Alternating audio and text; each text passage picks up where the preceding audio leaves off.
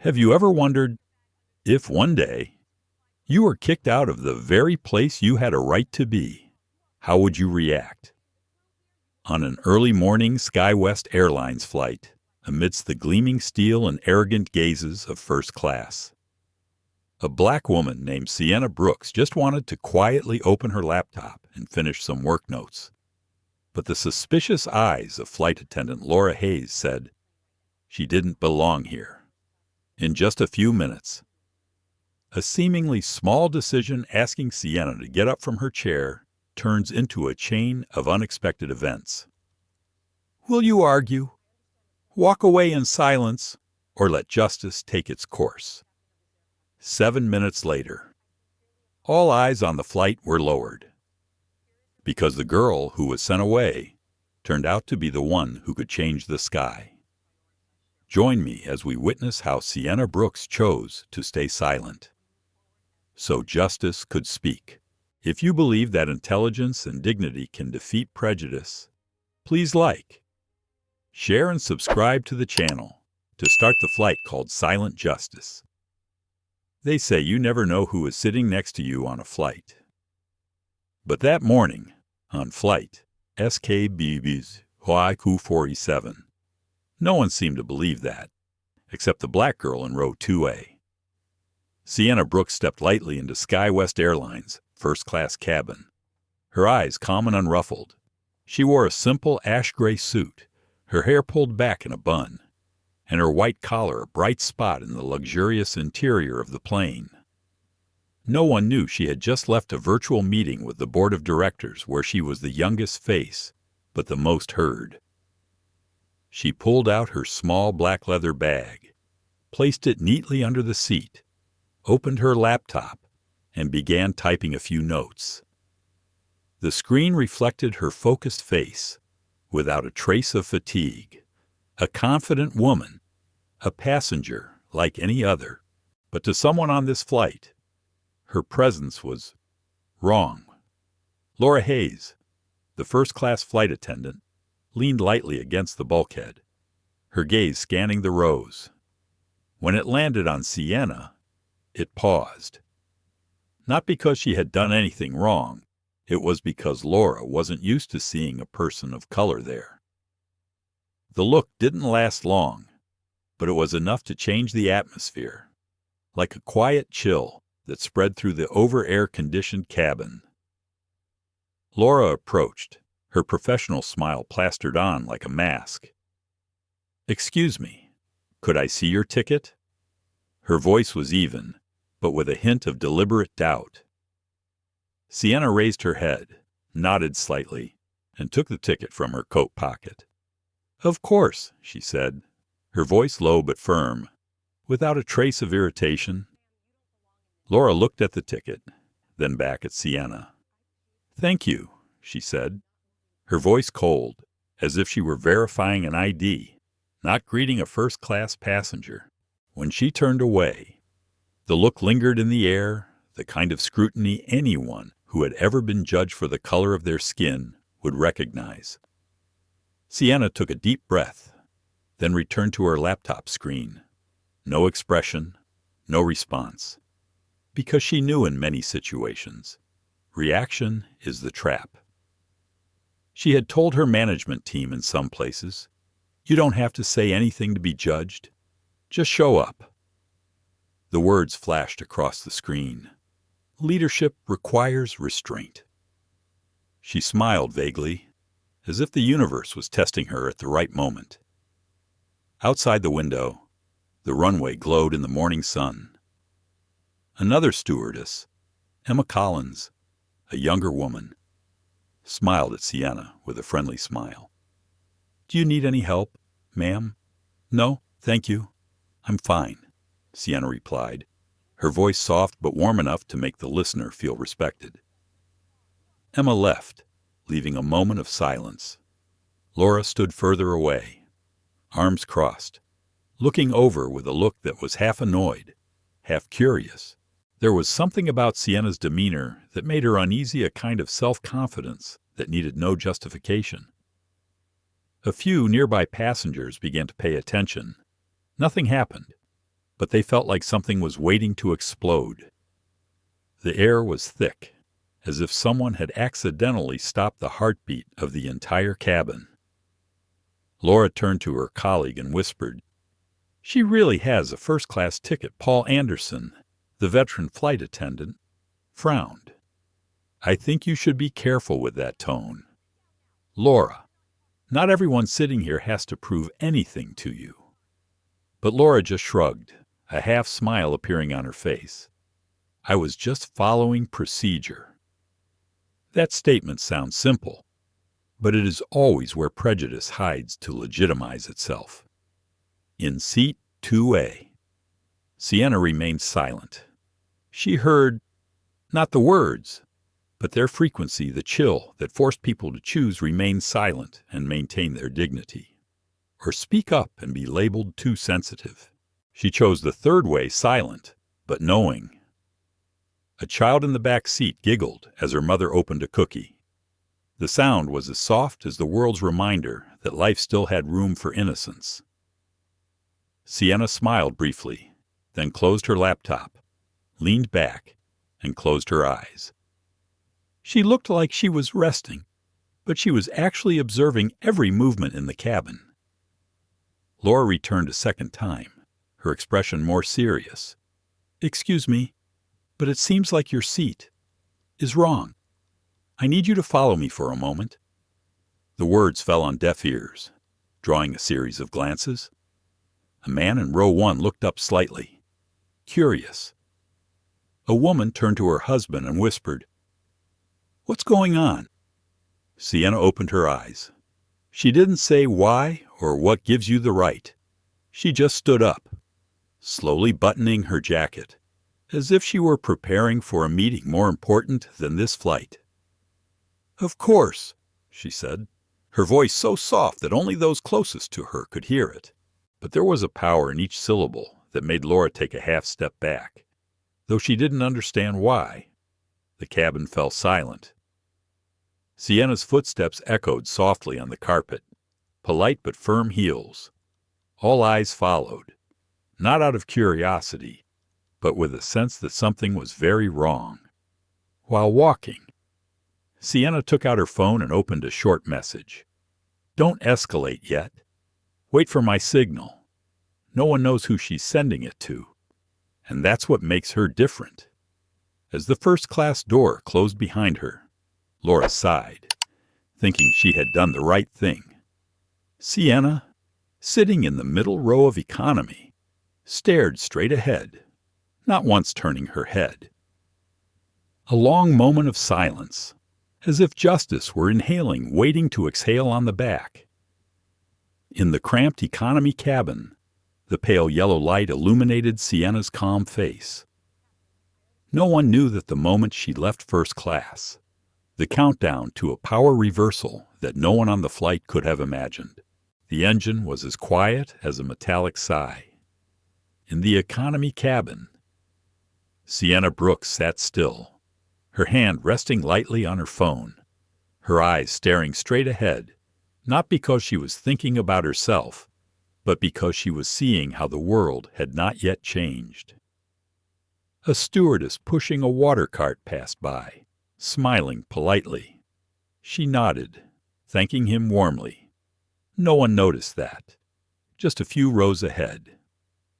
Laura Hayes was still fidgeting, as if an unscratched itch was spreading in her mind. Laura turned back to the passenger manifest, scanning the words, "Sienna Brooks, first class, 2A," over and over again. Valid ticket, valid name, valid reservation number. Everything was correct. Only one thing. She didn't believe it. In Laura's mind, the reason was unclear. Just a feeling she doesn't belong there. A reflex that society had unwittingly taught her long ago, a prejudice wrapped in the guise of professional skepticism. Paul Anderson, the veteran stewardess, glanced over and frowned. "What's the problem?" "Laura," she replied softly, still staring at the list. "I just find it strange. First class is all business class today, and she Doesn't look like it. Paul sighed and shook his head. Business people come in all colors these days. Laura. Have you forgotten? Laura pursed her lips. The remark annoyed her more than anything. She wasn't a bad person, at least she believed she was. She just thought of herself as cautious. But in the real world, the line between caution and prejudice was thinner than a plane ticket. She decided to go back. Sienna closed her eyes then, her shoulders relaxing. She wasn't sleeping, just listening. She heard Laura's footsteps approaching, not fast, not slow, but with the cadence of someone who believes she has the right to ask again. Miss Brooks. Laura's voice rang out, short and cold, cutting through the air like a blade of wind. Sienna opened her eyes. Her gaze was quiet, unguarded, unresponsive. Yes. Let me see your ticket again. There seems to be a mistake in the system. Laura's voice was steady, but a little too sure, as if she were trying to prove to herself that she was right. Sienna was in no hurry. She slowly took the ticket, still smiling slightly. This is an electronic ticket. You can scan the QR code. It will appear on the airline system. The sentence was light and normal, but Laura heard it as a challenge. She picked up her phone and scanned the code. The beep sounded valid. Name Sienna Brooks. Class first class. Flight S-code W241.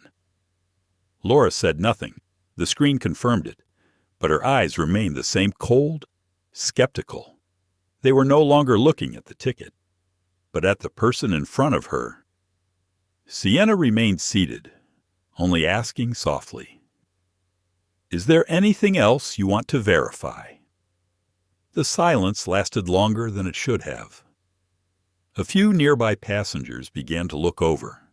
Emma Collins, from a distance, noticed the situation and approached. "What's the matter?"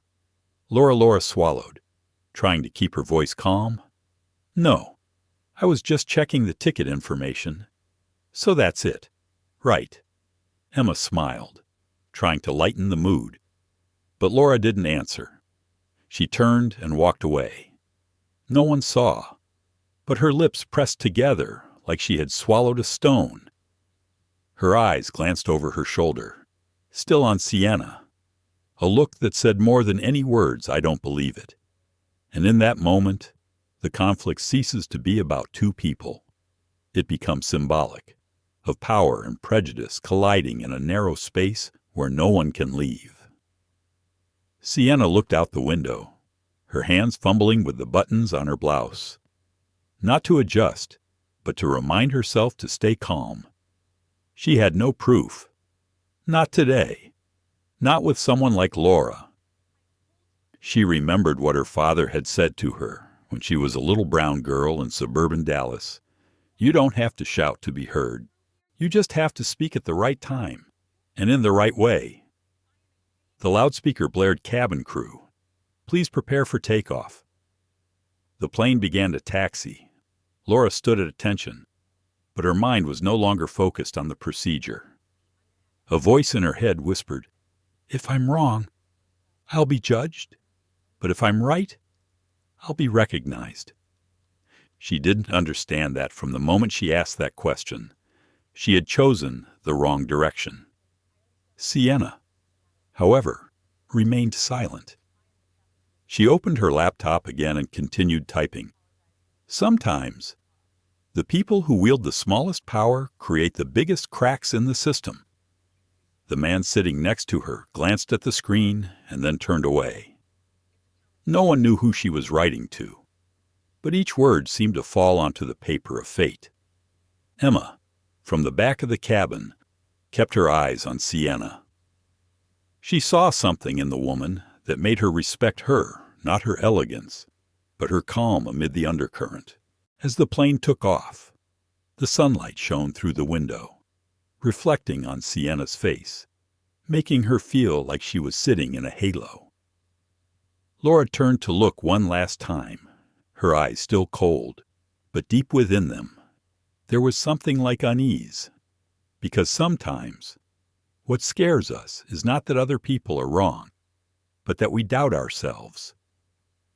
As the plane's wheels touched the clouds, Laura received an internal signal from the cockpit asking her to verify the seat of passenger 2A. A seemingly innocuous call, but it would ignite a fire that would turn the sky blue. The engine hummed like the steady beat of a heartbeat trying to calm itself. Outside, the clouds drifted slowly, white and still, an invitation to silence. But inside the first-class cabin, the air was thick, as if something were about to snap. Laura Hayes received an intercom call from the cockpit. A brief, male voice asked her to verify the seat of passenger 2A because there was a report that did not match the updated list. The sentence was like a small spark dropped into a bucket of gasoline filled with prejudice. She turned her head to look at seat 2A, now empty. Sienna was in economy, quiet as if nothing had happened. Laura took a deep breath. If there had been a mistake, she would be cleared. If not, she still believed she was following the procedure. She walked quickly down the aisle, her soft-soled shoes making a dry sound on the floor. When she reached Sienna Brooks, she bowed slightly, smiling thinly like a thread. "Excuse me, Miss Brooks. Could you come with me to the galley for a moment? We need to confirm the information." All eyes turned to them at once. The man beside him raised his head. The woman in the back row held her breath. No one said anything, but the atmosphere changed in an instant, like when a bird flies over a school of fish, and the whole ocean goes silent. Sienna looked at Laura, unsurprised. She closed her laptop, slowly closed it, and placed it on the small table in front of her. "Is there a problem?" she asked, her voice low, but loud enough for a few people nearby to hear. Laura avoided his gaze. There was a slight error in the system. "We just wanted to be sure." A silence. Then Sienna nodded. "Okay." She stood up, slowly, neatly, as if she were leaving a conference table rather than being told to follow. The chair bounced back slightly, a small click echoing in the cabin, adding to the tension. She picked up her laptop bag, straightened her jacket, and followed Laura. They say there are two kinds of silence, one of fear, the other of dignity. Sienna had both of someone who knew that when you react, it will be used against you. As they passed through the aisle, the first-class passengers looked down, pretending to be busy with their phones, but furtive glances still followed. No one said anything, but in the heart of each person there was a question that they did not dare to ask. What was wrong with her, or was she just different? Laura led Sienna to the galley, where the only sound was the hum of the coffee machine and the faint smell of burning plastic from the heating system. "We think there was a mistake in your seat assignment," Laura said, not looking directly at her. "What was the mistake?" Sienna asked, her voice even. "Your ticket might have been in the wrong class. Maybe the ground staff assigned you the wrong seat." It sounded absurd, but it was said with the conviction of someone who thought she was doing the right thing. Sienna was silent for a few seconds. "So what do you want me to do?" Laura cleared her throat. "Trying to be fair, we will temporarily arrange for you to sit in economy class until the verification is completed." Sienna looked at her straight in the eye, not smiling this time.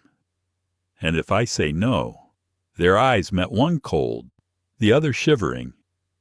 Laura didn't know how to respond. "Well, I have to ask you to get off. It's company policy." The word "please" sounded soft, but everyone knew it was an order. A small drop of sweat rolled down Laura's temple. Sienna looked at her, her eyes deep and calm, to the point of being frightening. "Okay." She turned and walked back into the economy section, this time without being invited. The passengers looked at her as if looking into a strange mirror, a reflection of their own silence. A young woman looked at Sienna and whispered to her friend, "Poor thing.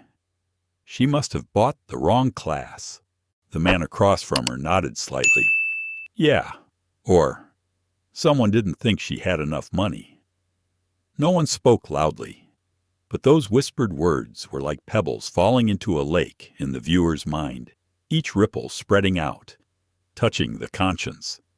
Sienna sat down in the new seat, in the middle of the crowded row, amid the smell of plastic and coffee and the curious, apprehensive, and judgmental looks. She set her bag on her lap and looked up. There was no anger in her eyes, only control sharpened like a cold knife.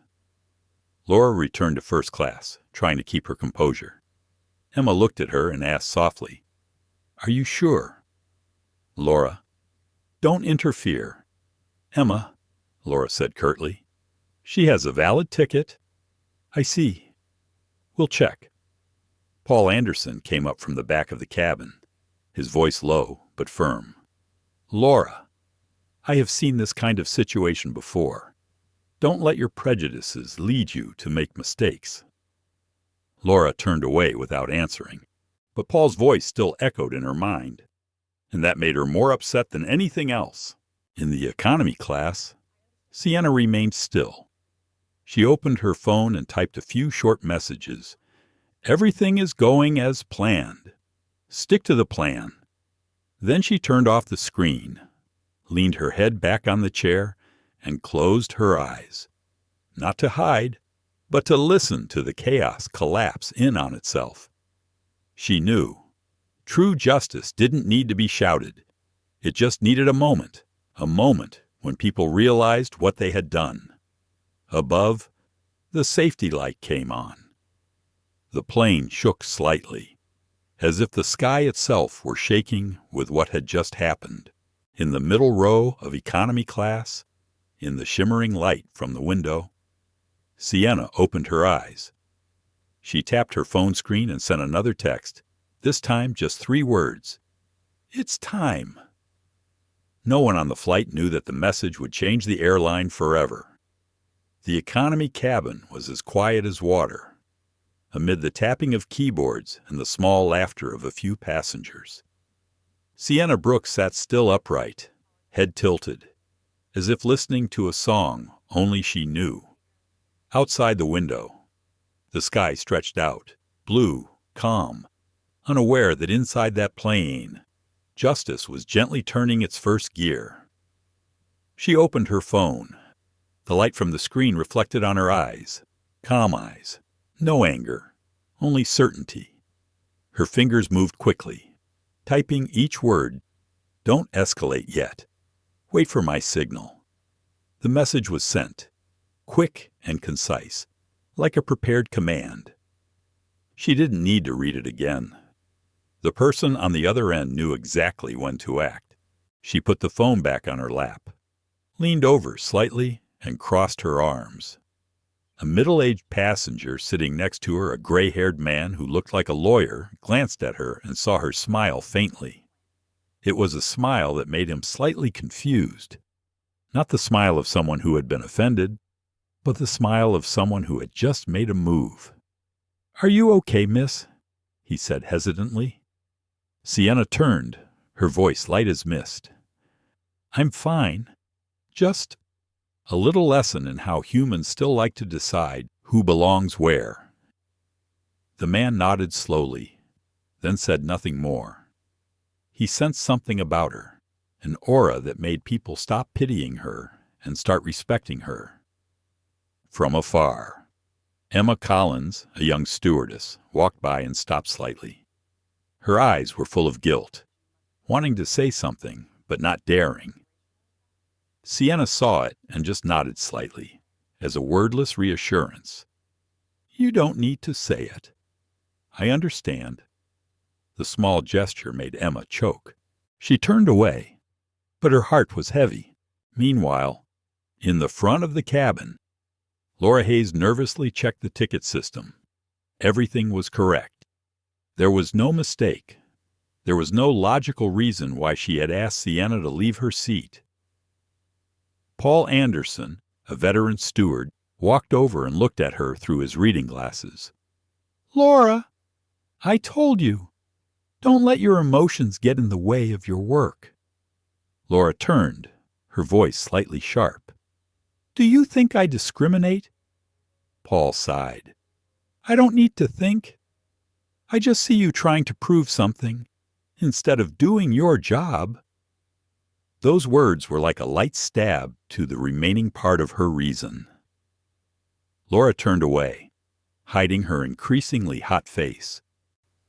Back in the economy cabin, Sienna opened her laptop and entered her password. A dashboard appeared on the screen, not her personal email, but SkyWest Airline's internal administration panel. She logged in with just her fingerprint. No one noticed, and she didn't bother hiding it. A private network connected, and a few lines of text appeared in the right corner.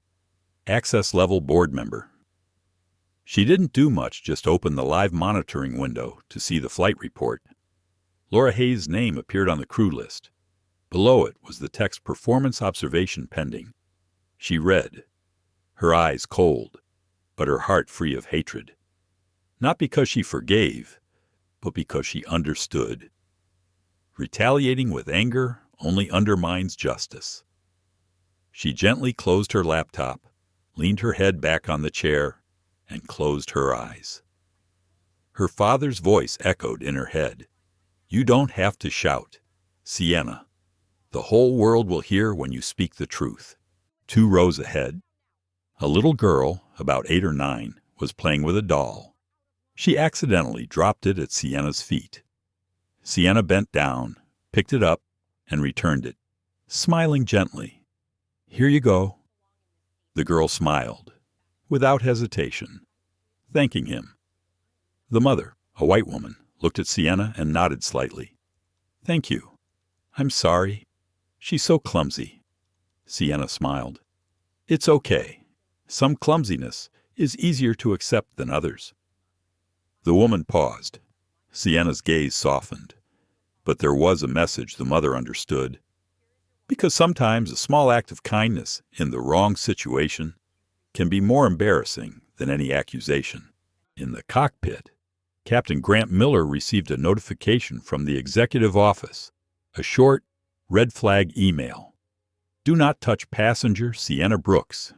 Report the situation in detail immediately upon landing." He read, frowning. "Brooks. That name sounds familiar." He called Laura over the intercom.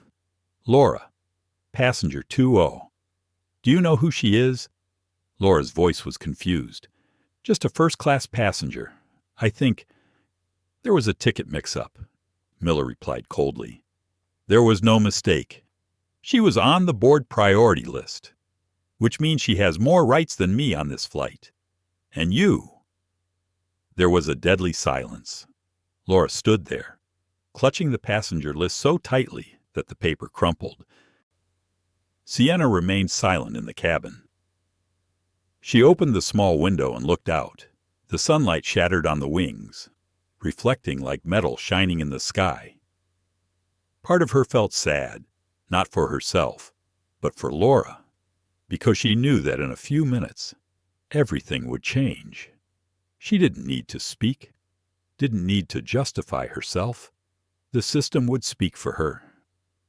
She sent another message, this time with only 2 words. "It's time." On the other end of the line, the operator received the signal, noting confirm. Executive alert. Everything is activated silently. Above, the signal lights flashed. A flight attendant approached Laura and handed her the intercom. "Operations is calling. They want to talk to you." Her voice trembled. "About what?" "About passenger 2A. Laura hurried to the phone booth. When she heard the other end, her face paled. "You just moved a passenger on the board priority list. I don't know. I thought I didn't think so." Your every move is being recorded. We'll contact you after we land." The click ended the call like a cut. In economy, Sienna smiled slightly and reopened her laptop. A new email appeared in the upper right corner of the screen.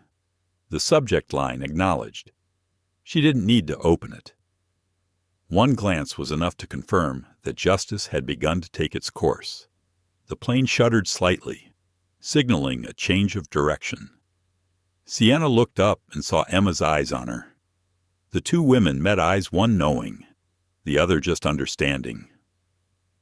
Emma bowed slightly, not in apology, but in respect, amidst the familiar sounds of service. Emma walked towards Laura. She could see the rift in her colleague's eyes. On one side was the instinct to protect her position. On the other was the fear of having touched the wrong person. And in the middle was the defining moment of who had real character and who had only a title. While Laura Hayes was still shaking in the front cabin, trying to calm down after the intercom call, in the back, a light conversation was taking place, one that would unintentionally expose the differences between people when faced with the same situation. Emma Collins, the young, gentle-faced flight attendant, was bending over Sienna Brooks. Her voice was low, as if afraid to interrupt the silence around her. "Would you like me to bring you anything? Miss, a glass of water or coffee?" Sienna raised her head, her gaze no longer guarded, just a slight smile. "No need. Thank you. You're very kind." Just the 4 words. "You're so nice" made Emma pause. She felt acknowledged, respected, something that attendants rarely receive from passengers. Especially in tense moments like these, there was a beat of silence. Then Emma said, "I'm sorry for what happened earlier. I don't know what's going on, but I hope you don't think we all are." Sienna looked at her, not answering right away. Her gaze was slow and gentle, but there was something in it that seemed to understand beyond any apology. She said softly, "I don't judge the whole flight. I just see a few people who haven't learned to fly with dignity." Emma smiled sadly, bowing her head, a small remark, but resonating further than any excuse. In the front compartment, Laura was still arguing with herself. She opened the boarding board again, scanning each row, trying to find a system error to reassure herself there was none. Every line of data coldly confirmed that the passenger she had invited off had every right to sit there. Paul Anderson walked over, coffee in hand, his eyes calm as if he had seen 100 similar incidents. "Laura, what's going on?" "Nothing. I was just following procedure," she said quickly, her voice cracking. Paul looked at her for a long time, then put down his cup. "No, you weren't following procedure. You were following a hunch." Laura was startled and turned back. "What are you talking about? I just want to make sure that she has the right to sit there." Paul interrupted, his voice low and sharp. "Do you know what that sounds like?" "Laura, I've been working here for 27 years, and I've learned that whenever someone says, 'I just followed the process,' they're trying to cover something up, usually prejudice." She pursed her lips, unable to say anything. Paul turned away from her. He added quietly, as if speaking to the air, "Be careful. Laura, you could lose more than one job if you act on emotion instead of principle." The words were quiet and heavy. Laura turned away, her eyes hard. "You always like to be the moral hero, don't you, Paul?" Paul sighed and shook his head slightly. "No, I just like to be able to sleep well at night." Then he walked away, leaving Laura standing alone in the cold white light and the roar of the engine outside the cabin door. Emma returned to the service area and found Paul washing glasses. "How is she?" he asked. "Calmer than anyone I've ever met," Emma replied. Paul nodded, his eyes distant. "People like that are dangerous. If you mess with them, not because they'll fight back, but because they know how to let the world see their mistakes without saying anything." Emma was silent. She didn't understand, but she sensed Paul was right. The atmosphere in the cabin was the same, but something had changed, like when a storm is brewing. The sky isn't gray yet, but everyone knows the wind is coming. In economy. Sienna opened her phone and checked her messages. "Below, waiting for my signal." A reply came in. "Received. Operations will handle it confidentially." She turned off the screen, put the phone down on the table, and clasped her hands together. No one knew it, but with just one text message, she had turned the entire SkyWest system on its head. But what calmed her was not power, but the confidence that she was right. A child sitting next to her looked over and innocently asked, "Teacher, why are you sitting here? The seat over there is prettier." The innocent question made a few people around her chuckle. Sienna turned around and replied with a gentle smile, "Sometimes, dear, people need to sit in an unattractive place so that others can see who is really ugly." The child's mother blushed at the answer and bowed her head.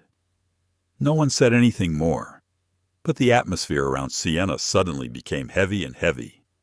People began to realize silence is not weakness. Silence has weight. In the first compartment, Laura slumped in the passenger seat. Pale. She didn't know what she had done wrong.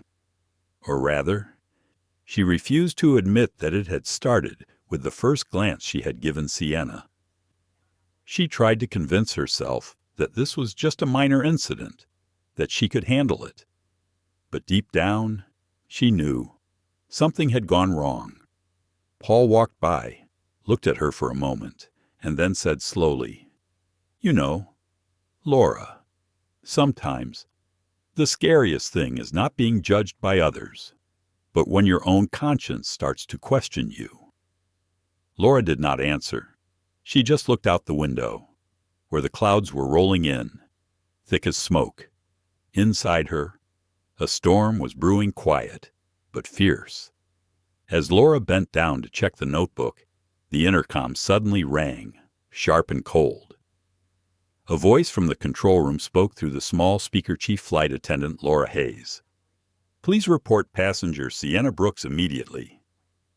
She looked up, her heart pounding. That was when she realized this time the process was no longer in her hands. The first-class cabin was bathed in soft white light. The steady hum of engines, the rustle of papers, the sighs of businessmen reading newspapers, all blended together like a false soundtrack to the tranquility. Then, suddenly, the intercom rang, short, sharp, and cold. Laura Hayes jumped, almost instinctively, and picked up the phone. The voice on the other end was not the pilot's, nor a colleague's. It was the voice of the executive office, cold, precise, and carrying the weight of someone who had the authority to give orders without introduction. "Chief Stewardess Laura Hayes." "Yes, it's me," she replied, trying to keep her voice normal. "We are looking into the SKW-247 flight report. It is reported that you changed the seat of a first-class passenger without a valid reason. Is that correct?" There was a pause. Laura swallowed. Her throat felt dry. There was no way to answer that question that would get her out of trouble. There was a little mistake. I think that passenger was sitting in the wrong seat." The other end of the line was still cold. "According to the system data, that passenger's ticket is completely valid. You are not allowed to change seats without official reasons or instructions from your superiors. Do you understand this rule?" His voice was steady, not high. but each word fell on her ears like a small stone thrown into a frozen lake. "Yes, I understand," she replied softly, still clutching the receiver. "Good. Then you need to restore that passenger to his original seat immediately. And please note, all your actions are being recorded in the internal reporting system. We will contact you when we land." The words recorded in the system sent a cold sweat running down her spine. Laura knew without anyone saying anything more. This was out of her hands. When she put the receiver down, her hands were still shaking. The air in the cabin felt thick. The sound of the plane reverberated in her head. She didn't know how the operator knew so quickly, nor why they cared about a single passenger. She muttered to herself, "How do they know about this?"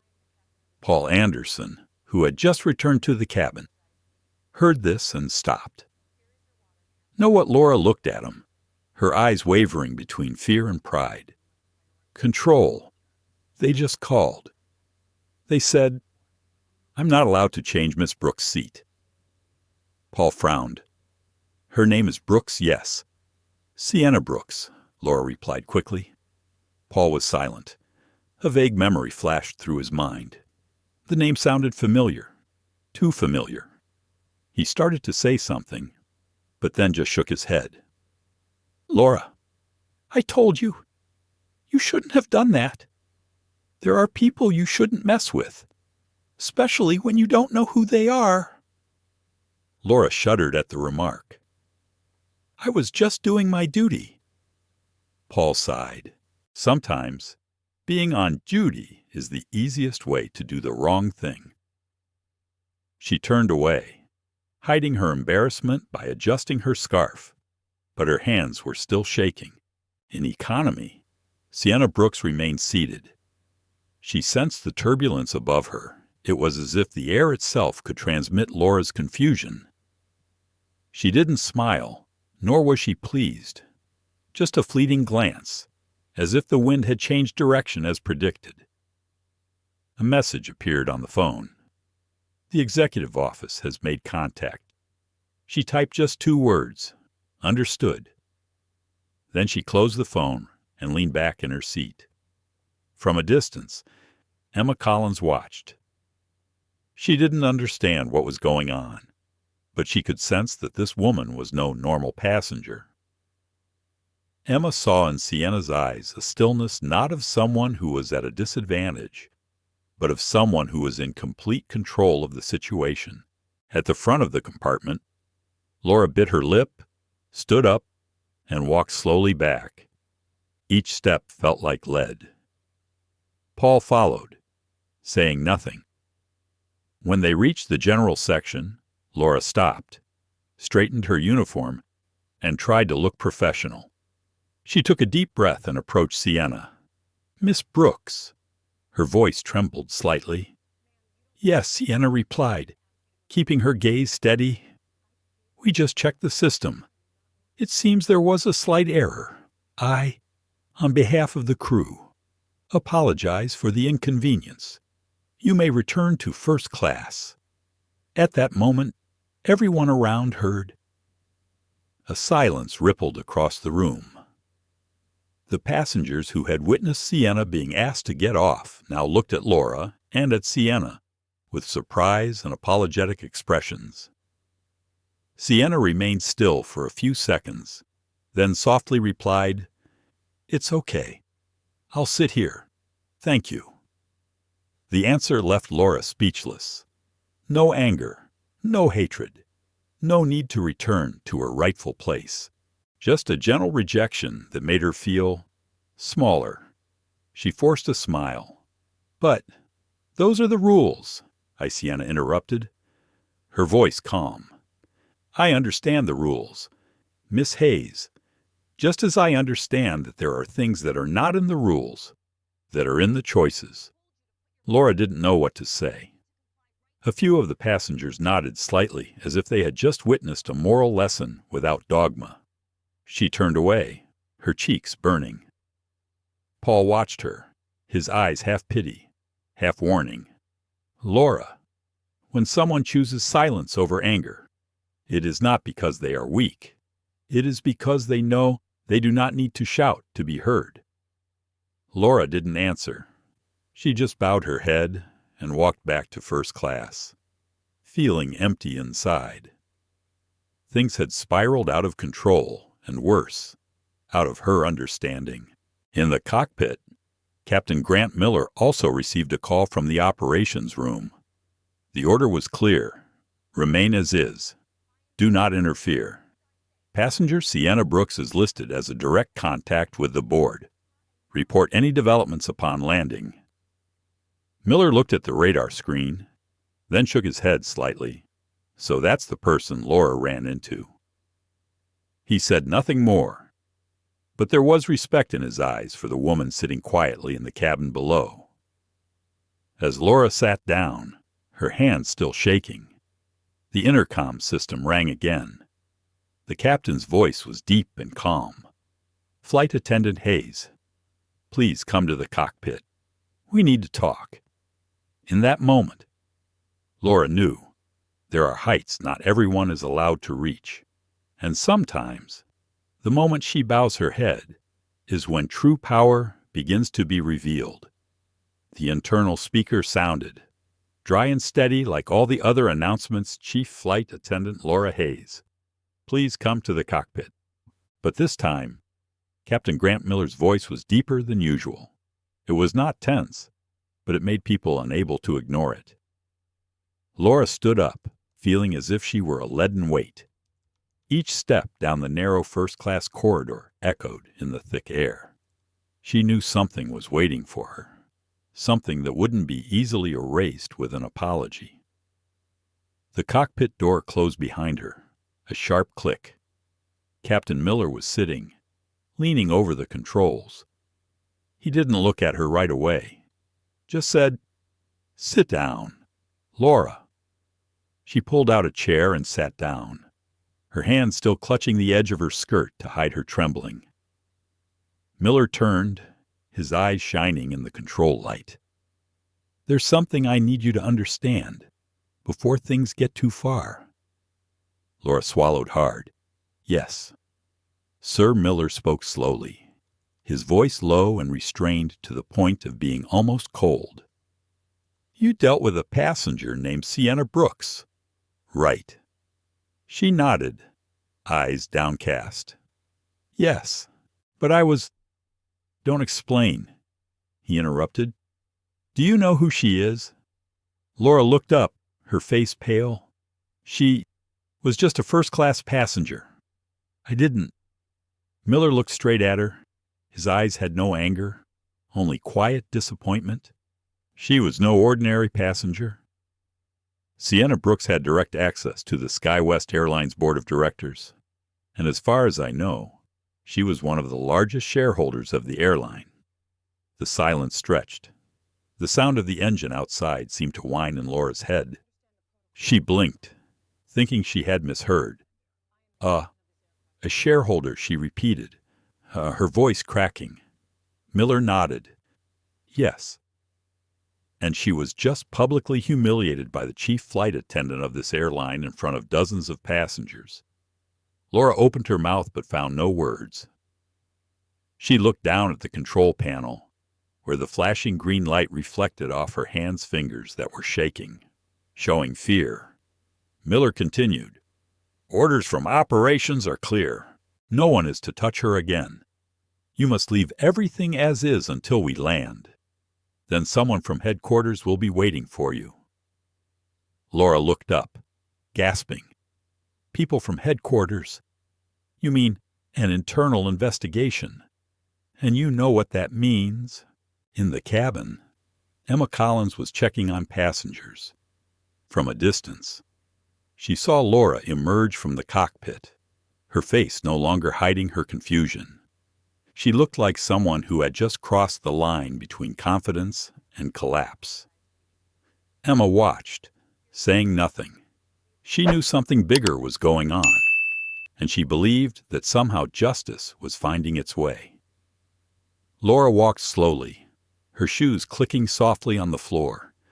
the sound faint but audible in the silence. With each step, she felt as if the whole world were watching her. No more admiring glances or respect. Just silence, a silence heavier than any accusation. She stopped at the counter, leaning against the wall. Paul Anderson was standing there. He didn't ask any questions. He just looked at her, his eyes knowing everything. Laura smiled wryly. "You know, right?" Paul shrugged. "I don't know the details, but I guess. You just flew straight to reality." She glared at him, but her eyes were weak. "Who is she?" "Paul, how could she?" "Someone you shouldn't mess with." "Laura," Paul said slowly. "Or maybe someone you should learn to respect." Meanwhile, in economy, Sienna sat still, her head tilted slightly as if she were listening to the plane's own breathing. A passenger next to her, the silver-haired man who had asked her about her earlier, whispered, "It seems they've noticed something about you." She smiled slightly, without turning her head. "Not about me, about themselves." The short answer left him silent, as if he had just been taught something that did not need explaining. Sienna opened her laptop, looked at the screen. The system status line displayed notification received flight crew incident logged. She exhaled slowly. There was no gloating, just the calm of someone who knows that justice, however slow, can come quietly. In the cockpit, Miller contacted operations again. "Yes, I informed the chief flight attendant. She understands the situation." The other end of the line replied briefly, "Keep the flight steady. We'll have someone waiting when we land." Miller disconnected the call and sat in silence for a moment. He looked out the cockpit window. The sky was clear, the sun breaking through the clouds. A strange moment of peace in the silent chaos. He muttered to himself, "It's funny. Sometimes one has to go to heaven to learn lessons about Earth." Laura returned to the cabin and sank into her seat. Her heart pounded in her chest. She thought of Sienna, of her calm eyes, her soft voice, and that scared her more than any threat. "She knew all along," she whispered. Paul didn't answer, just picked up his coffee cup and looked out the window. "Maybe, but I think the important thing is not that she knew, but that she chose to remain silent." Laura was silent. A shiver ran down her spine. For the first time in her life, she realized silence has power. About half an hour later, as the plane reached cruising altitude, the intercom system lit up again.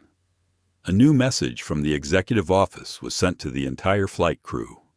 Just one line. "Apologize and serve Miss Brooks the best you can." Laura picked up her glass of water and walked toward the economy section. Her hands were shaking slightly. Sienna, however, was still sitting there, as calm as if nothing had happened. The storm of power had shifted, and this time it was swirling in silence. The plane had reached cruising altitude. Outside, the clouds were billowing like white cotton, strangely calm. But inside the cabin, the air seemed thick. The calm was only a thin veil covering a storm waiting to break out. Laura Hayes was standing in the service area at the front of the cabin, staring at the intercom. A message had just appeared from the executive office. Serve Miss Brooks with the highest standards. Apologize to her immediately. She read it over and over again. Each time she read it, the lump in her throat grew a little bigger. She knew this order was more than a request. It was a judgment. Beside her, Paul Anderson glanced over, saying nothing. He simply placed his hand on her shoulder, gently but firmly. "Do the right thing, Laura. Sometimes that's all it takes to start over." Laura took a deep breath and picked up the tray. Her hand shook. The water in the glass rippled, rolling in thin streaks as if it were nervous itself. She walked through the first-class cabin to the dividing line between two worlds, where the invisible boundary of power and prejudice had just been erased. The passengers looked up, many curious eyes following. No one said anything, but they all knew. Something had changed. When Laura arrived, Sienna Brooks was still sitting in economy. She wasn't reading. She wasn't working. She was just staring out the window. The light reflecting off her face made her seem cut off from the world around her. Laura paused. For a second, she wanted to turn away. But then, with a sigh, she bent down and placed the glass of water on the small table in front of Sienna. Her voice was soft and forced, like someone who had never really learned how to apologize, Miss Brooks. I apologize for the inconvenience and misunderstanding earlier. I did not act properly. I hope you understand. The air in the cabin seemed to stop. A few people held their breaths. Sienna turned around. Her eyes were calm, no anger, no resentment, just the kind of look that made others see themselves in them. She spoke softly, her voice so low that only the people sitting nearby could hear clearly. "Thank you, but—" She paused for a beat, then looked straight at Laura. "It's going to take more than a glass of water to fix this." The words were not harsh, but they made the atmosphere split. Laura stood there, her hands clasped tightly in front of her, her face drained of color, not because she was offended, but because she was being scrutinized to the core. Sienna bent down, picked up her glass, and took a small sip. "But I accept your apology. At least you had the courage to say it." An elderly passenger in the row opposite, who had seen it all from the start, nodded silently. No one applauded, no one laughed, but there was something in their eyes. Respect, or perhaps shame. Laura returned to first class, walking slowly as if she had just passed her own sentence. Emma Collins, the young stewardess, waited at the head of the aisle and asked softly, "Are you okay?" Laura shook her head and smiled faintly. "I don't know. She wasn't angry at all. That's even more frightening." Emma looked after Sienna, her eyes filled with admiration. "It's not scary, Laura. It's powerful," Paul Anderson added from behind, his voice warm. "There are people who just need to sit still, and the whole world will adjust itself." The three of them were silent. For a rare moment, they understood something beyond the work, beyond the process, beyond themselves. Sienna opened her laptop. The light from the screen illuminated her calm face. A new message had just arrived from the operations department. Situation handled. Captain has been informed. Awaiting your discretion. She read it, then turned it off. No need to give orders. No need to emphasize that she could make the whole company bow if she wanted to. Instead, she just took a small notebook from her bag, opened a new page, and wrote a few words. "When people sit on clouds, they forget that the ground always has eyes." Then she closed the book and leaned her head back in her chair. In the cockpit, Captain Grant Miller checked his watch. The flight was 2 hours away. He received another short call from the executive office. "Hold steady. It's been taken care of. Make sure Miss Brooks is treated properly." He nodded, even though the person on the other end of the line couldn't see, understood, and, if I may speak privately, he paused, then said slowly, "Perhaps this company itself needs to learn what human standards are." The economy class cabin fell silent again, but this time the silence wasn't heavy. It was like a sigh after a strong wind, quiet, deep, and liberating. The little girl from earlier, the one sitting next to Sienna, looked up and asked innocently, "Miss, did they apologize to you?" Sienna looked at her and smiled. "Yes, and you accepted. You forgive them." "Not really. Forgiveness is another matter. This is just giving them a chance to make things right." The answer made the girl's mother bow her head. She didn't know who Sienna was, but in that moment, she knew she had witnessed something, a kind of power that didn't require a loud voice. In the forward cabin, Laura sat against the wall, her eyes closed. The image of Sienna, that sentence, "It's going to take more than a glass of water to fix this," repeated in her head. There was no music, no sound, just the beating of her heart. She knew this flight would haunt her for a long time, not because of the reprimand, but because for the first time she felt small in front of someone who didn't raise his voice. Paul Anderson walked by and put his hand on her shoulder. "Laura, remember this. The more people try to prove themselves right, the further they get from what is really right." She opened her eyes and nodded slightly. No reply. No need. A silence was enough to say she understood. In the cockpit, another signal lit up on the flight control screen. A detailed report was being transmitted directly to the SkyWest Airlines president's office. Sienna, who was sitting silently under the clouds, whispered one last line. "It's time. The storm of justice is no longer a private matter between two women. It is slowly rolling into a wave that will engulf the entire system."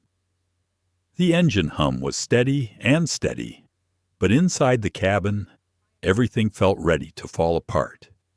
No music, no loud conversation, just a cold silence, as tight as a rope being pulled taut. Paul Anderson leaned against the stewardess' cabin, watching Laura Hayes, who sat there absent-mindedly, her eyes fixed on nothing. She was no longer the confident woman who had commanded the first-class cabin just a few hours earlier.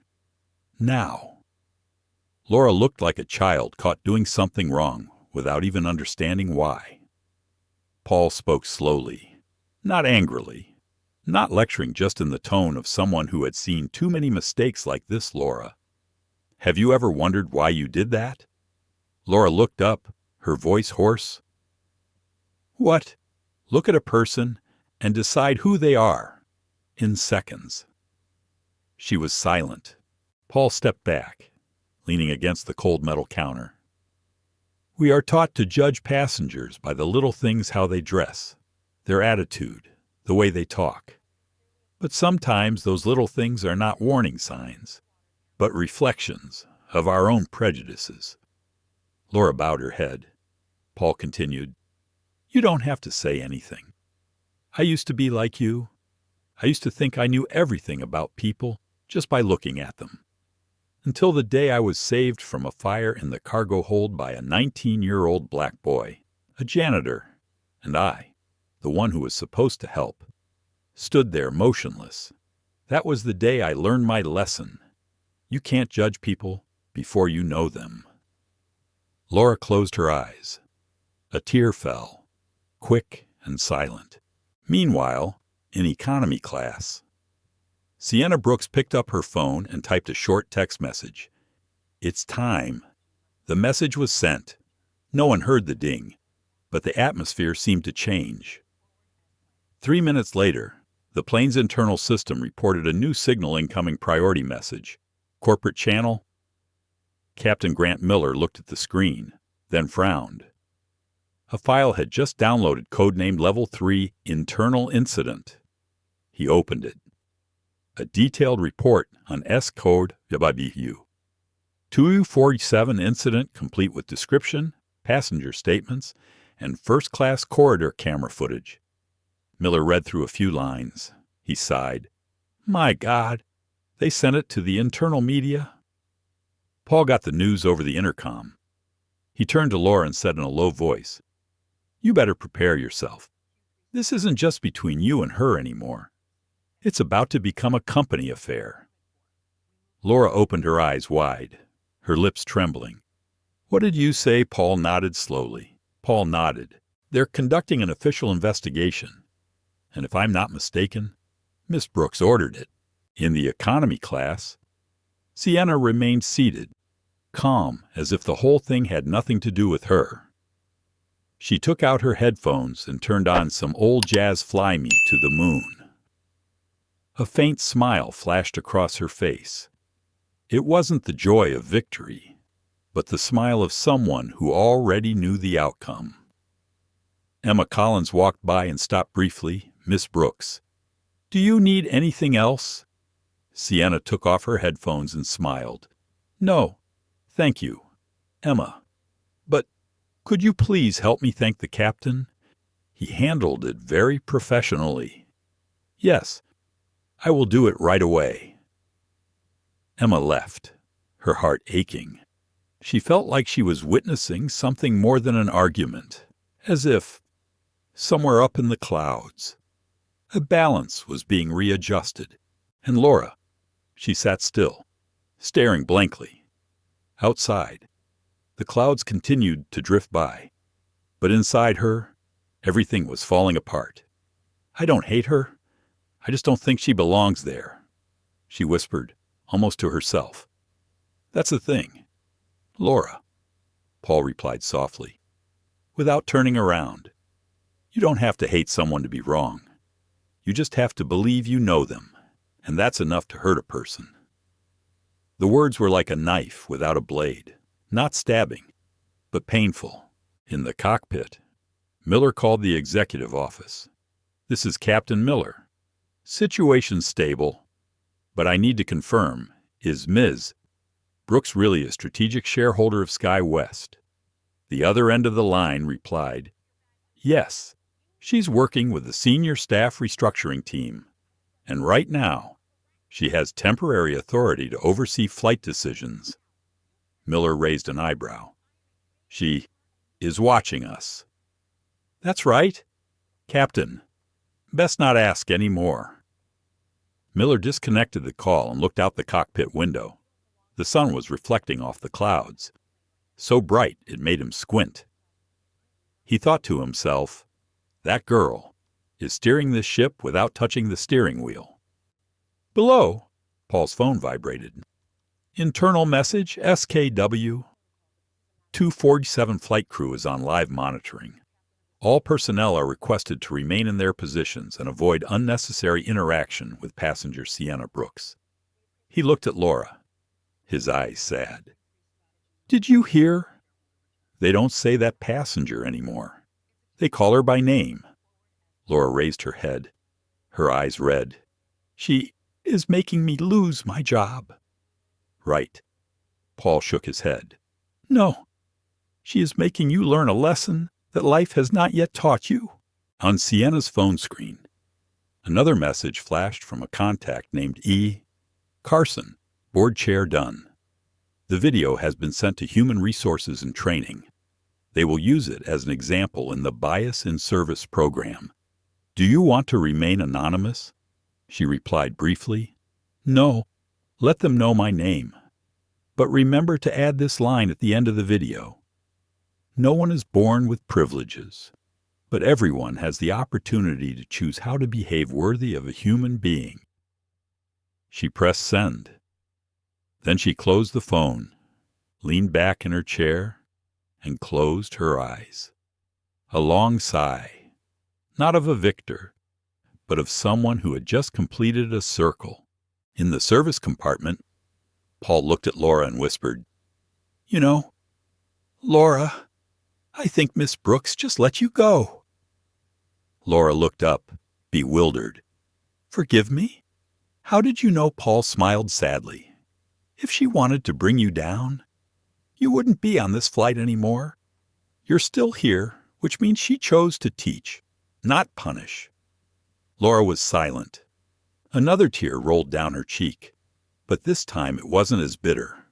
It was the tear of someone who had just realized that sometimes the hardest blow comes not from power, but from forgiveness. The captain's loudspeaker sounded, deep and steady. Passengers, We are preparing to descend. Please fasten your seatbelts." Sienna opened her eyes. She looked out the window. The ground appeared, shrinking, then growing. A flight was coming to an end. But for some on board, it was the beginning of an unforgettable lesson. "Ladies and gentlemen, this is your captain speaking. We are beginning our descent.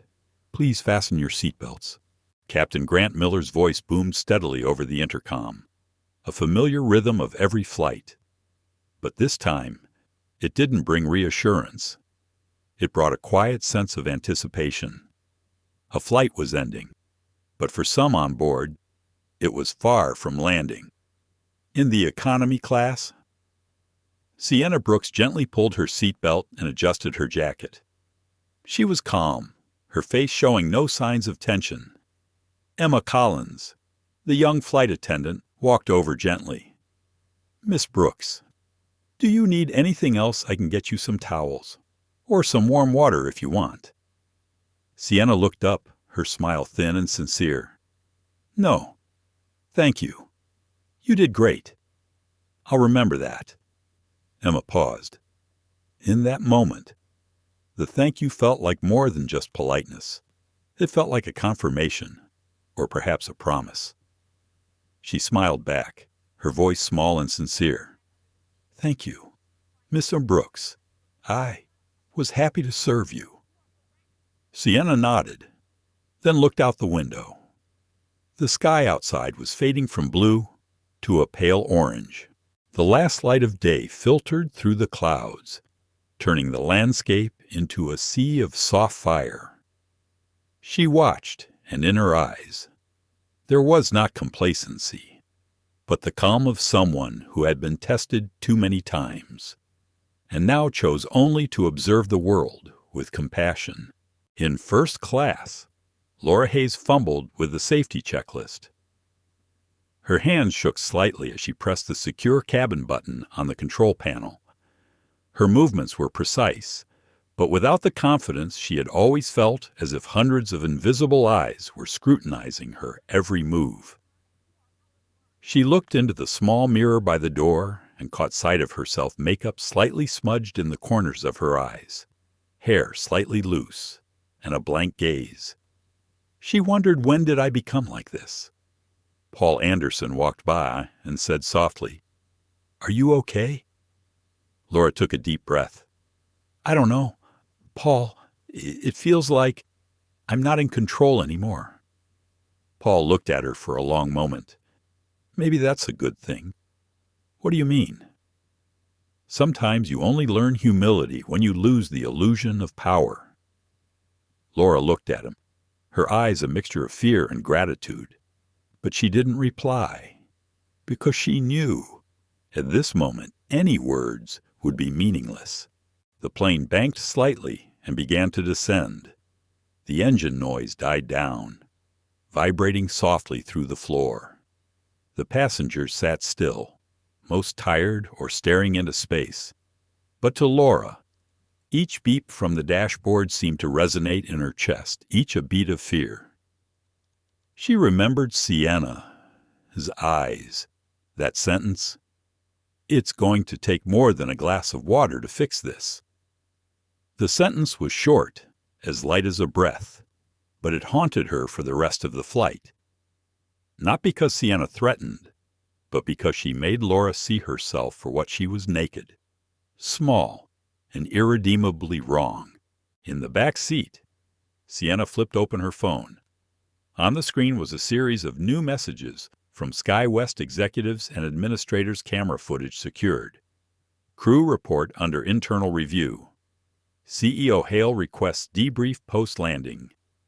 She read each line, then locked the screen. There was no satisfaction in her eyes, only the weariness of someone who had seen the same story over and over again, only the faces of the prejudiced changed. Emma turned around, checking the passenger seatbelts. As she passed, Sienna said softly, "Emma?" She paused. "Yes. Don't let anyone ever teach you that kindness is a weakness. The world needs more people like you than people who know when to smile. Emma smiled, her eyes slightly moist. Thank you. I'll remember that. In the first compartment, Captain Miller spoke over the radio. Prepare for landing. Descend at 3,000 feet per minute. His voice was calm and steady, as if nothing had happened.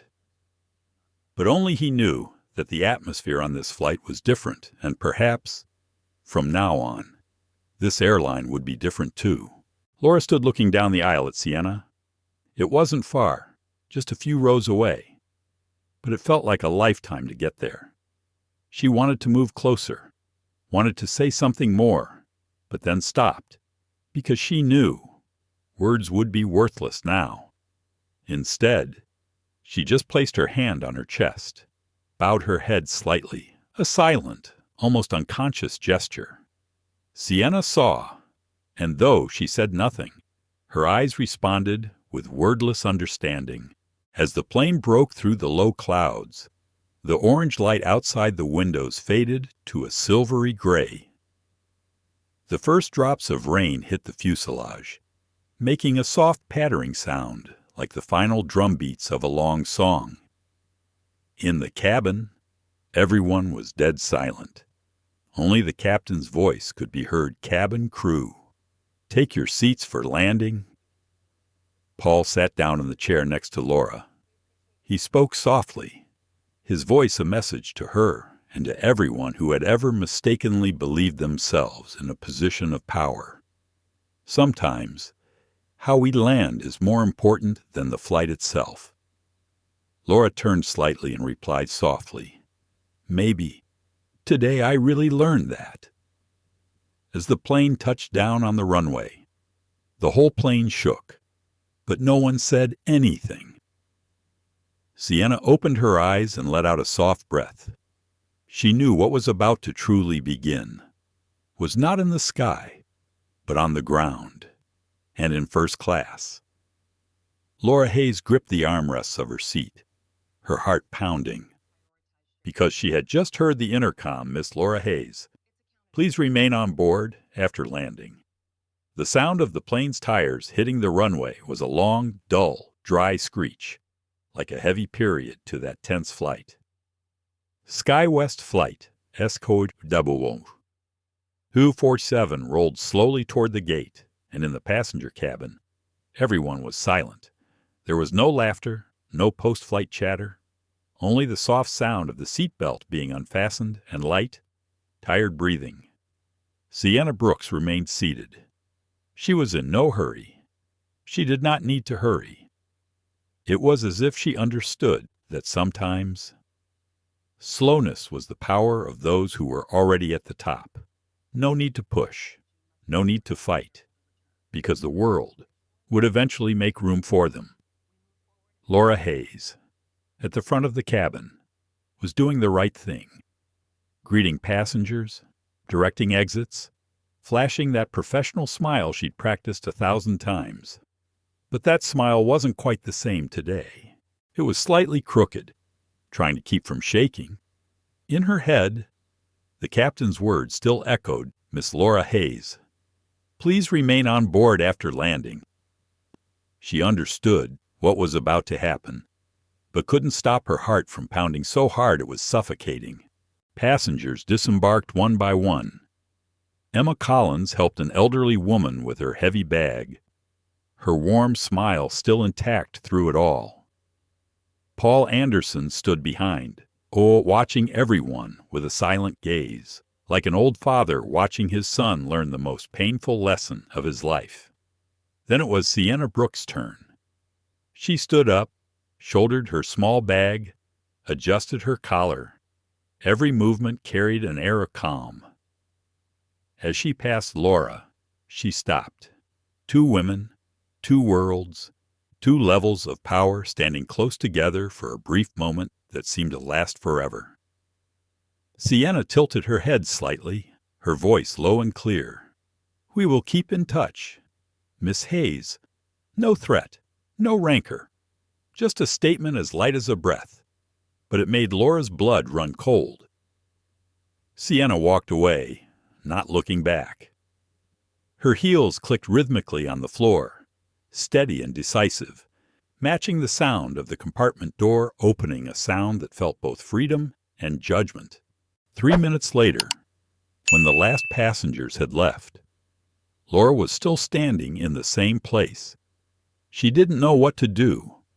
Should she go, stay, or apologize again?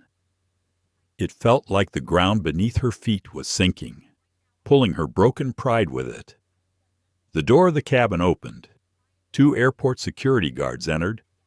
One spoke calmly, "Miss Laura Hayes." She paused, her throat dry. "Yes, it's me. Please come with us. Operations requests your cooperation in investigating the incident on flight SKW 247. The words were soft, but their sound echoed throughout the empty cabin like a pin drop. Paul glanced over, slowly placing his hand on her shoulder. "Go, Laura. Sometimes, to regain yourself, you have to lose something." She nodded, her eyes red. Step by step, she followed the 2 men in security uniforms. It wasn't an escort. It was just a normal passage. But to the eyes of those who had just stepped off the plane, it was like a public judgment. A middle-aged passenger who witnessed everything whispered to his wife, "It's strange. I thought justice only came in a court of law." The woman replied, her voice low, "No. Sometimes it comes in the narrow cabin of an airplane." Laura stepped out of the compartment, her high heels clicking loudly on the metal floor, each step a hammer blow to her self-esteem. People called it the walk of shame.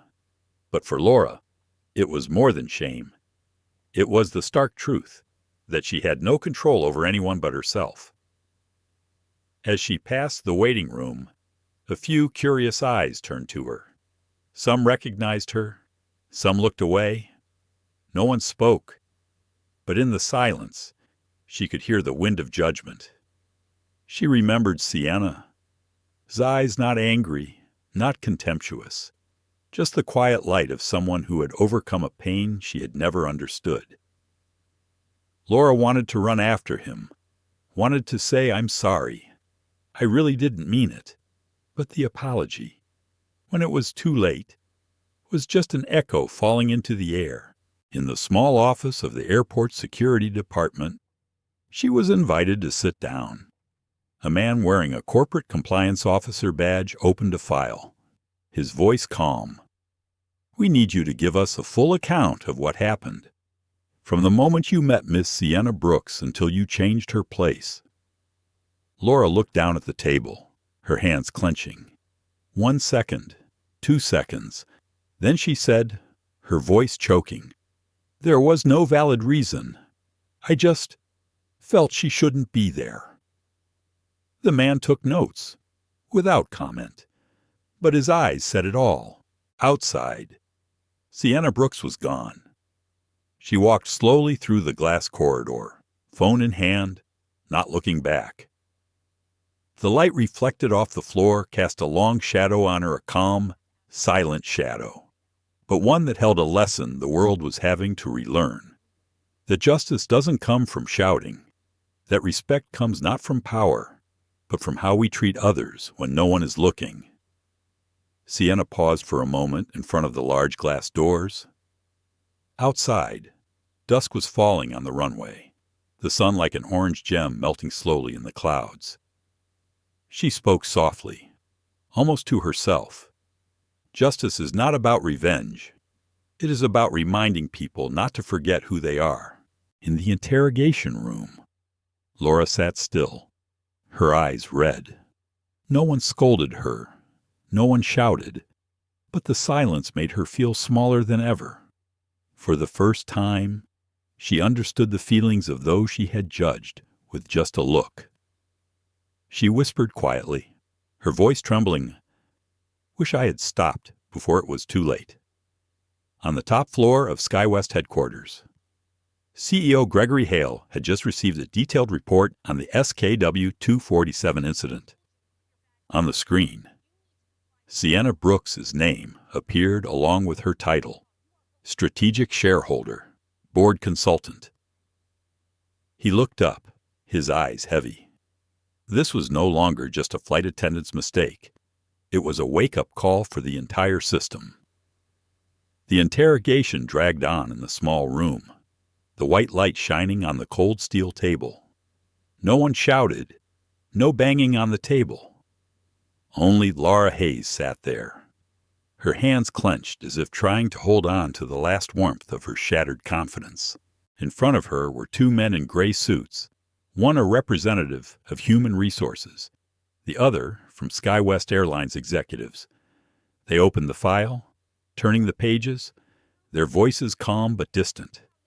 "Miss Hayes, we have collected statements from passengers, crew, and also footage from the first-class cabin camera." The words rang out clearly. Laura bowed her head.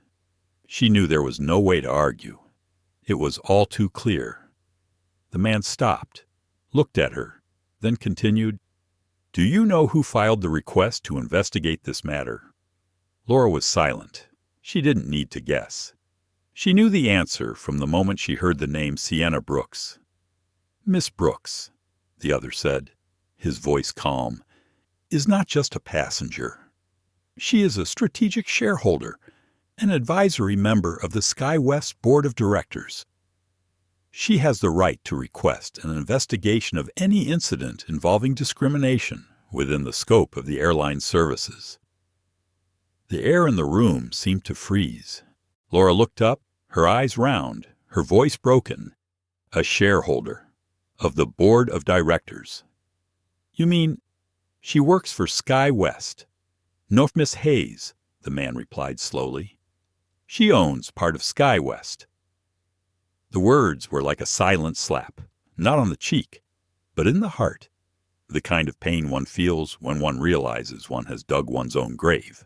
Laura sat still, her mind racing. Memories flashed through her mind, the tone of voice she used, the look she gave, the way she stood in the way, just because she felt someone was out of place. Now she understood the person she despised was the one who could change her entire career path, with a signature. "We listened to the entire internal recording," the HR person said, "including when you denied Miss Brooks's request for a transfer." He opened the laptop screen and pressed play. Laura's voice rang out cold, authoritative, but also full of prejudice. "Sorry, this compartment is not for everyone." She closed her eyes. It was just one sentence, a single sentence, but now it was proof of a mistaken perception. Outside the room, Paul Anderson waited, his cup of cold coffee in his hand. He knew the outcome. No one could escape this lesson. But what troubled him was not Laura's punishment, but the question, when will people learn to look at others with the eyes of fairness? Emma Collins stood beside her, worried. "Do you think they'll fire her?" she asked quietly. Paul shrugged. "Maybe. But sometimes losing a job is a chance to regain your dignity. She needs that more than forgiveness." In the room, the interrogation continued. The man in the gray suit put down his pen and looked at Laura witnesses. "All confirm that you were unprofessional and biased toward Miss Brooks. Do you have anything to say?" Laura took a deep breath. "Nothing I say now will change what happened. I just want to apologize, not to save my job, but because I truly realize I was wrong." She looked up, her voice tight but firm. "For years, I thought I held my guests to the highest standards.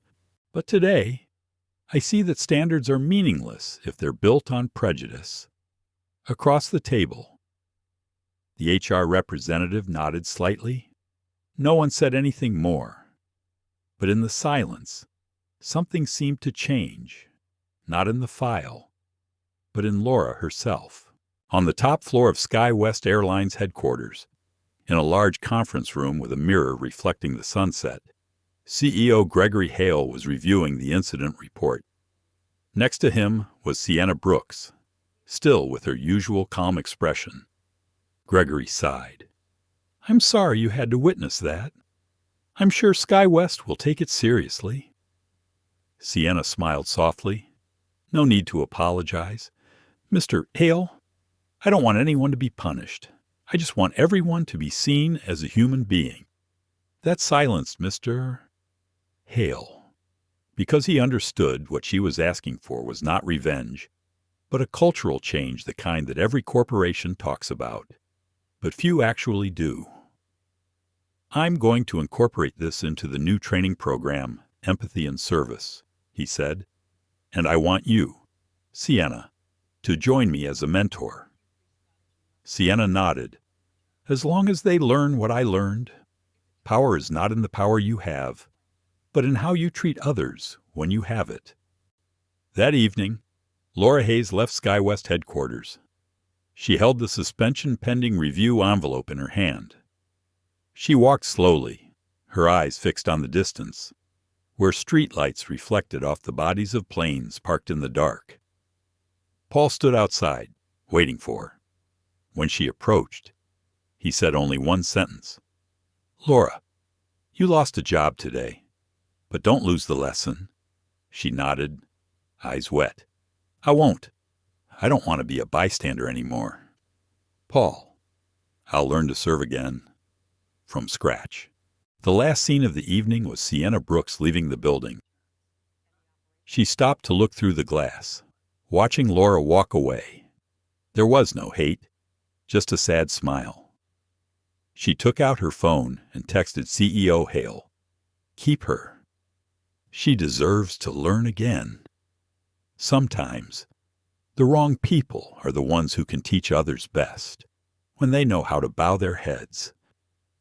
The next morning, Laura received an email from SkyWest. It wasn't a layoff.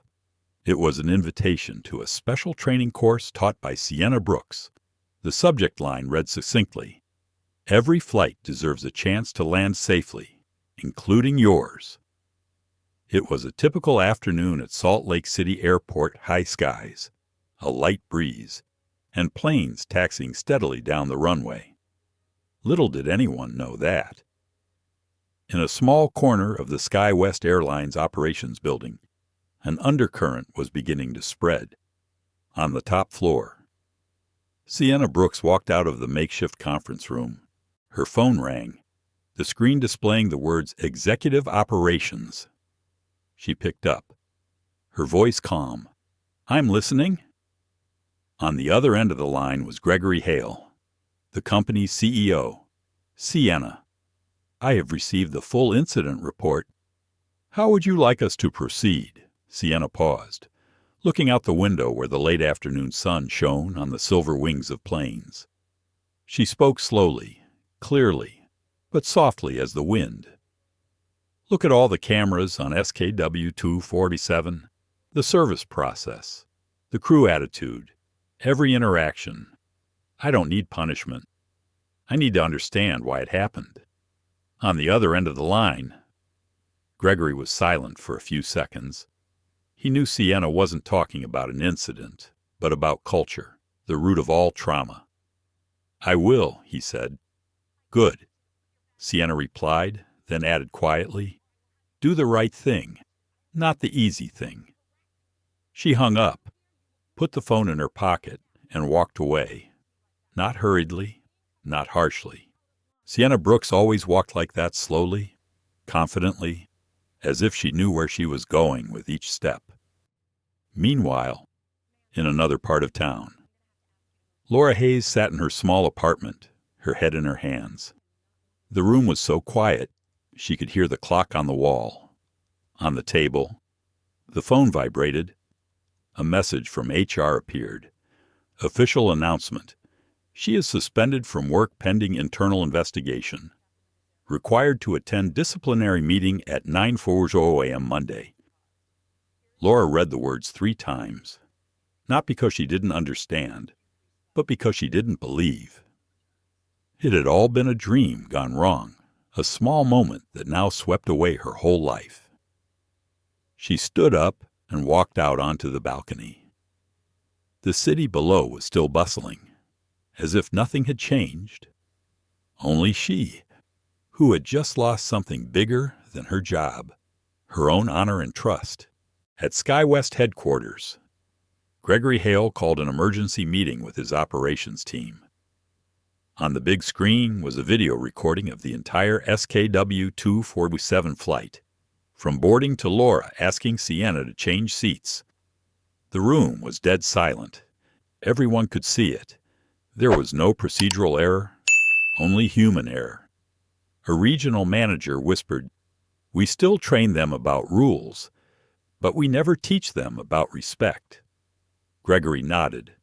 "I want to change that. Starting today."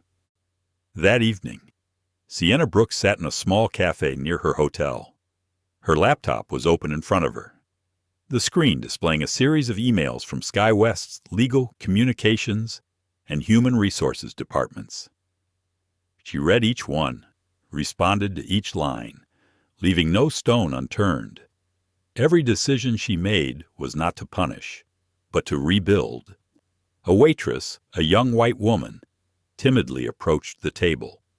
Recognizing Sienna from the news that had just appeared on internal social media.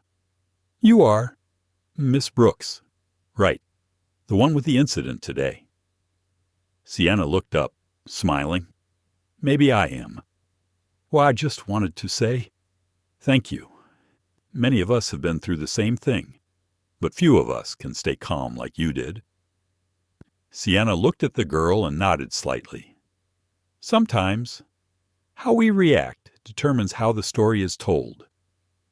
She returned the coffee cup, stood up, and left a double tip. Before leaving, she said softly, "If you have to choose between what is right and what is easy, choose what is right, even if you have to stand alone." Now, Laura, on the other hand, did not sleep that night. She opened the closet and looked at the flight attendant uniform hanging neatly in the corner. It had been her pride for the past 10 years, a symbol of professionalism, of status. Now, it had become a witness to a mistake. She remembered that flight, Sienna's every look, her every calm word. No one yelled at her, no one insulted her, but it was Sienna's silence that made her see herself clearly, the person she didn't want to be. Laura picked up her phone and opened the company's internal social media page. She saw a new message from a colleague. "I heard you were suspended. Keep it up. Laura." Another commented, "I don't think she meant it. But times have changed. Everyone is rethinking how they treat passengers." Laura closed her phone and closed her eyes. Perhaps this was the beginning of the re-examination she needed to do, not to keep her job, but to understand who she was again. On the other end, Sienna Brooks ended the call with CEO Hale, her voice still calm. "I will not interfere with the disciplinary decision, but once completed, please send me a list of all flight attendants who attended the Empathy and Leadership training course." "You want to teach the class yourself?" Hale asked. "I want to be in the front row," she replied. "Not to teach to see if they're ready to learn." Two women, two completely different paths, but coming to a new intersection. One used power to heal, one used hurt to change, and sometimes it is precisely that opposition that keeps justice's soul. On Monday morning, Laura walked into the conference room, clipboard in hand. She thought it was a disciplinary meeting, but when the door opened, sitting at the head of the table was Sienna Brooks. No longer a passenger, no longer a victim, but a leader, waiting for her with a gaze not of judgment, but of starting over. The next morning was clear, with gentle sunlight streaming through the glass windows of SkyWest headquarters. It seemed like a normal morning, but for Gregory Hale, CEO of the company, he knew it would be like no other. The press had begun to mention the flight SKW-247 incident. Internal forums were talking. But what worried him most was not the media crisis, but the look in his own staff's eyes. A look of bewilderment. Are we doing the right thing? When the secretary announced Sienna Brooks' arrival, Gregory stood. The door opened, and the woman walked in, calm, sharp, but still smiling. There was no hostility, no hint of intimidation. She appeared to be bringing a necessary conversation, not a fight. "Good morning, Mr. Hale," she said, her voice low, warm and steady. "I didn't come to talk about yesterday. I came to talk about tomorrow." Gregory nodded slightly. "I understand. Miss Brooks. And I'd love to hear what you have to say." The 25th floor conference room was silent. On the table were documents, incident reports, and photos from the flight's internal camera. Sienna looked down and said softly, "I don't want anyone to lose their job because of me, but I want to make sure no one else has to go through the same thing, no matter who they are, where they sit, or what they look like." Gregory listened. He had met many investors, many powerful people, but there was something about the way Sienna spoke that struck him as different. She spoke not the language of a demander, but of a rebuilder. "So what do you propose?" he asked. Sienna opened her briefcase and took out 3 pieces of paper. She pushed them toward him. 3 things, clear and practical. She raised the first finger. 1. Create implicit bias training for the entire crew, not just how to serve, but how to see people as equals. Second finger. 2. Set up a transparent complaint system where passengers and staff can report incidents without fear of retaliation. I want an independent department that is not under the authority of direct management. Third finger. 3. Create quarterly progress reports, publicly available to the board and shareholders, not to control, but to remind that change cannot be allowed to sleep. Gregory looked at the 3 papers. The room was so quiet that you could hear the ticking of the second hand on the wall clock. Finally, he said, "Ms. Brooks, you're not just talking about this incident. You're talking about our entire service culture." Sienna smiled. "That's right, because an accident doesn't happen in a vacuum. It's a result of what we allow to exist." Gregory leaned back in his chair, deep in thought. He was an executive with more than 25 years of experience, having handled dozens of crises. But today, he didn't feel attacked. He felt awakened. "Miss Brooks, I'm totally committed," he said firmly. "I won't just sign what you're suggesting. I'll stand up and say it in front of the entire staff." Sienna nodded, her eyes softening. "I believe you. But remember, change doesn't start with a piece of paper. It starts with the first person who dares to say I'm wrong." Gregory smiled a rare smile, a mixture of regret and gratitude. "Then let me start with that very statement." He stood up and stretched out his hand. "I was wrong to think that process could replace kindness." Sienna shook his hand. "Mistakes don't define you. How you fix them does." Outside the conference room, Emma Collins stood waiting, clutching a new training file. She heard voices from inside and saw something she had never seen before.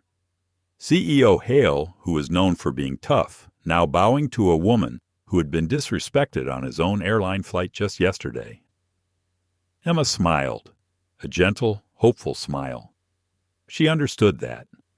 Perhaps for the first time in SkyWest's history, real change was beginning. On the same afternoon, the company issued an official announcement. SkyWest Airlines is committed to implementing the Equality in the Sky program, comprehensively improving service culture, increasing awareness of bias, and building a fair working environment. The project is led by strategic shareholders Sienna Brooks and CEO Gregory Hale. Thousands of employees read the message. Some were surprised, some were moved, and some, including Laura Hayes, just stared at the message, tears streaming down their faces, because she knew the change that Sienna had just initiated was also an opportunity for her to remake herself. That evening, in the empty office, Sienna still hadn't left. She stood by the window, watching the planes prepare to take off in the nightlight. Each one had a journey, a story, a piece of a person. Gregory walked in, holding 2 cups of coffee. "You know, I always thought justice was something that came from outside. But today, you made me understand sometimes it has to start right within these walls." Sienna took the cup of coffee, smiling slightly. "Justice is not far away, Mr. Hale. It only waits for us to have the courage to look at ourselves." The next day, Laura Hayes opened her email inbox. There was a new email from Sienna Brooks. The subject line was just 3 words: "Your second chance."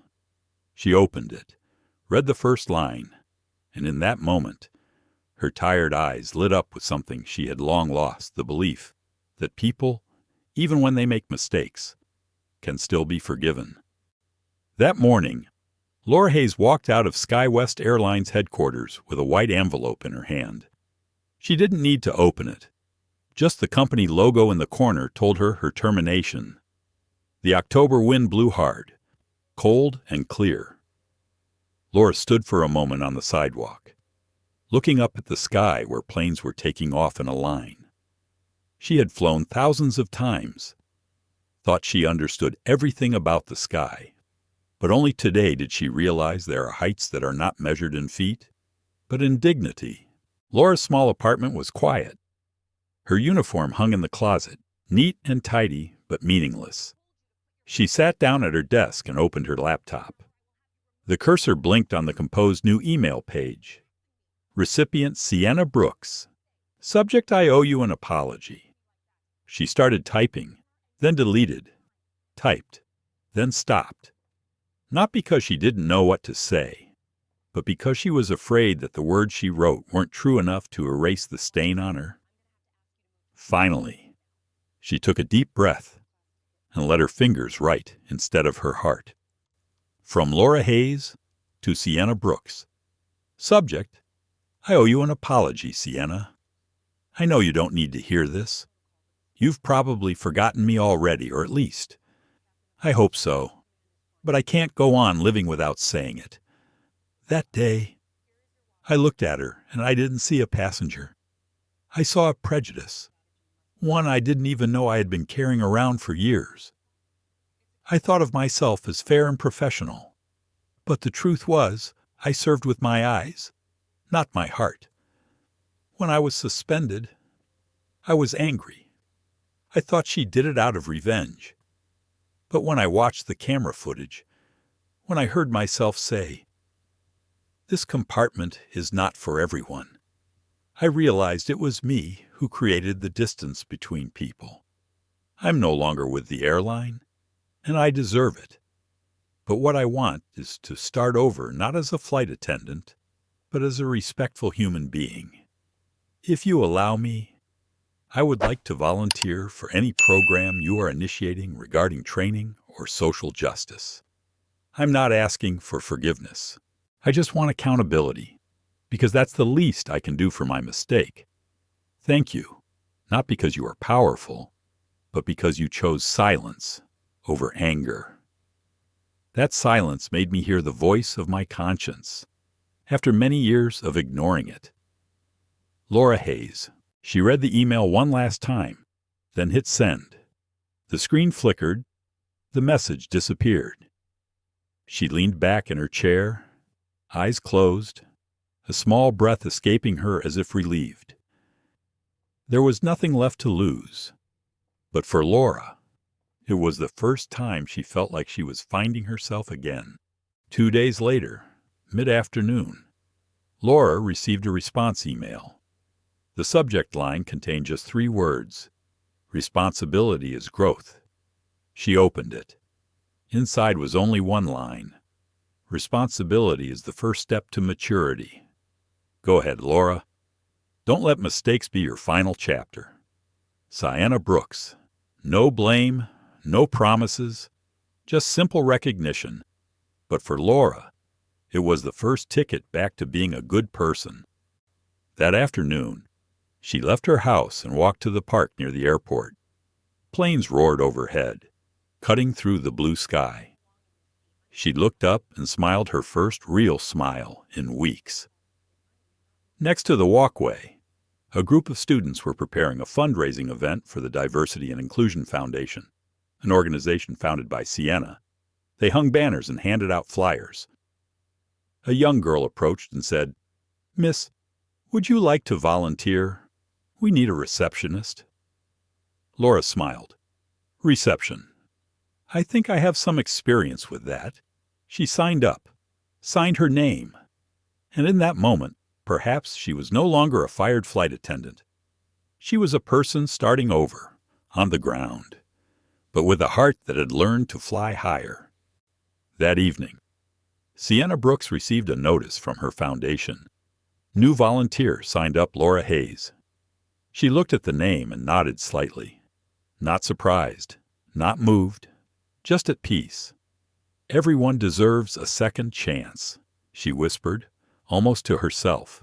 A week later, during the first training session of the Equality in the Sky program, Sienna walked into the auditorium. Hundreds of employees were sitting silently. In the last row, she saw Laura, no longer in uniform, just a simple woman, intently taking notes. When their eyes met, neither of them said anything. Sienna just nodded slightly. Laura bowed her head in response, a small smile on her lips. There is nothing more to say, because sometimes forgiveness does not come from words. It comes from a look. When two people understand that they have walked through the darkness together and found the light. Months later, the Equality in the Sky program spread throughout the system. Smiling faces, genuine greetings, and a new culture were formed. On one flight, Sienna looked out the window and saw the endless sky. A new flight attendant, Emma Collins, walked up, smiling warmly. "Thank you for joining SkyWest, Miss Brooks." Sienna smiled and replied, "No, thank you, because you make the sky fairer." The following winter, the skies over Salt Lake City were unusually clear. On top of the SkyWest headquarters building, a new banner fluttered in the wind. Equality in the sky, because respect flies higher. Since last year's incident, implicit bias training has been mandatory for all employees, from pilots to flight attendants to ground crew. No one expected a small incident on a flight to shake up the system, but now it has become the catalyst for a new culture of respect, listening, and tolerance. In the training room, Emma Collins was standing in front of the whiteboard, her eyes shining. She had been promoted to regional coaching supervisor, a position she had never even dared to think about before. When the manager announced it, Emma only asked one question: "Who suggested me?" The manager smiled, handing her a piece of paper with a signature at the bottom. "Sienna Brooks." Today, Emma was standing in front of the first class of the new program. She said in a soft but firm voice, "At SkyWest, we don't just take people to the sky, we take human dignity with them." The young people in the class fell silent, then applauded, and in the corner of the room, on the wall, was a photo of Sienna shaking hands with CEO Gregory Hale, a photo now seen as a symbol of change from within. On the afternoon flight to Chicago, Sienna Brooks sat quietly by the window, laptop open, reviewing her plans for the next quarter. The flight attendant approached, smiling warmly. "Miss Brooks, Is there anything else you need? Sienna looked up. It was Emma now in her new supervisor uniform, with a shiny silver badge on her shoulder. I just need to know everyone is okay. Everyone is okay, ma'am, Emma replied, her eyes warm. And thank you for teaching us another way to fly. Sienna chuckled. No, it was you who taught me that change never comes from the top. It begins in the hearts of those in the service rows. They looked at each other, an understanding not between shareholder and employee, but between two women who knew the value of kindness in a world full of prejudice. As the plane took off, Sienna opened her old leather notebook and wrote on the last line, "Change begins with accountability, but it thrives on persistence." She smiled slightly, closed the notebook, and looked out the window. The sky was no longer the limit today. It was a new beginning, a place where everyone could fly high without fear of being judged by skin color, class, or past. On the ground floor, Laura Hayes is standing in a small auditorium at the Diversity and Inclusion Foundation, the organization for which she is a program coordinator. On stage, she tells her own story to hundreds of young students. I used to think I was serving others, but in fact, I forgot to serve the most important thing, respect. Today, I am no longer flying, but I am helping others learn not to let prejudice bring them down. Below, the applause continued, and in the front row, a woman in a wide-brimmed hat bowed slightly. Sienna Brooks. She hadn't come to check, just to listen. When Laura stepped off the stage, their eyes met. No words were needed. A smile, a nod, enough to heal any wound. As the months passed, SkyWest Airlines became a shining example of how to improve the culture of service in the airline industry.